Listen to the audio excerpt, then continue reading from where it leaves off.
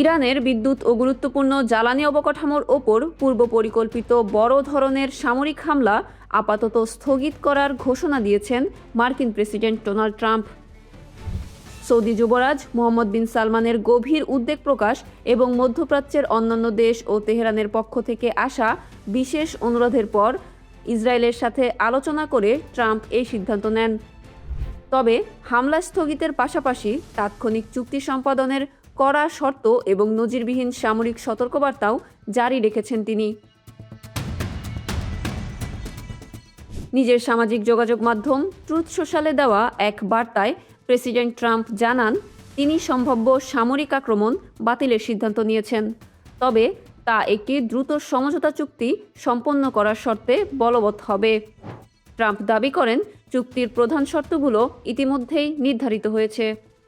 এর মধ্যে রয়েছে কৌশলগতভাবে সংবেদনশীল হরমুজ প্রণালীর তাৎক্ষণিক, সম্পূর্ণ ও সার্বিক উন্মুক্তকরণ এবং ইরানের পারমাণবিক হুমকির চূড়ান্ত অবসান ঘটানো।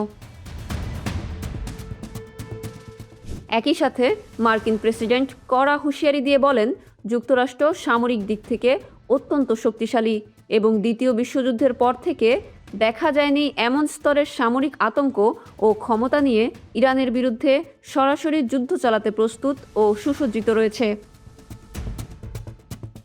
এর আগে মার্কিন গণমাধ্যমের খবরে বলা হয় সপ্তাহান্তেই ট্রাম্প প্রশাসন ও ইসরায়েল যৌথভাবে ইরানের শক্তি খাত ও বিদ্যুৎ ব্যবস্থাকে লক্ষ্য করে তীব্র হামলার চূড়ান্ত পরিকল্পনা করেছিল।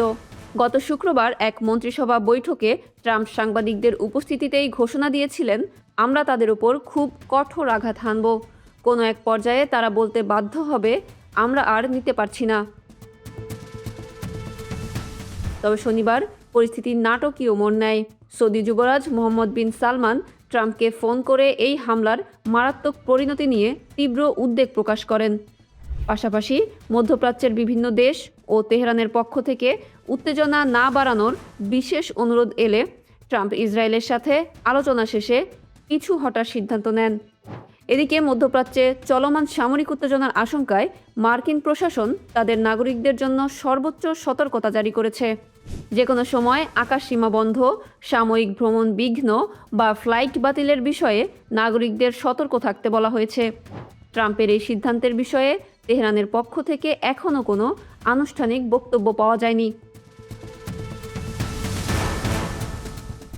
সামরিক ও রাজনৈতিক অঙ্গনে ইদানিং জনপ্রিয় হয়ে উঠেছে একটি বিশেষ পরিভাষা ট্যাকো, যার পূর্ণরূপ হল ট্রাম্প অলওয়েজ চিকেনস আউট বা ট্রাম্প সর্বদাই শেষ মুহূর্তে পিছু হটেন।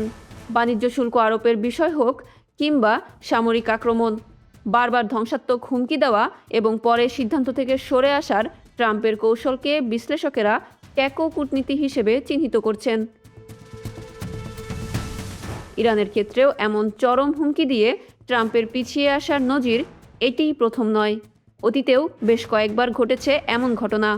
কূটনৈতিক বিশ্লেষকদের একাংশের মতে ঘন ঘন চরম হুমকি প্রদান এবং পরবর্তীতে তা প্রত্যাহার করার এই প্রবণতা সামরিক ময়দানে ডোনাল্ড ট্রাম্পের বক্তব্যের গুরুত্ব ও মার্কিন যুক্তরাষ্ট্রের মনস্তাত্ত্বিক চাপের কার্যকারিতাকে মারাত্মকভাবে প্রশ্নবিদ্ধ করছে।